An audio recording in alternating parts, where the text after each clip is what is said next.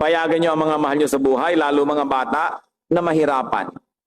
Sapagkat yung lumalangoy sa hirap, lumalakas, natututo, pag-ahon yan, handang makibaka sa buhay.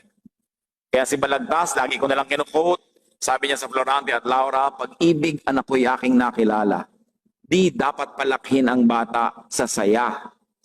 At sa katuwaan kapag namihasa, paglaki walang hihinting ginhawa.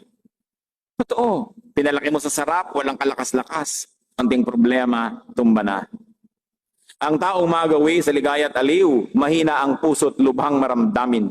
Inaakala pa lamang ang hilahil na darat ni di na matutunang bathin. Ini-imagine pa lang ang problema, suko na, talo na.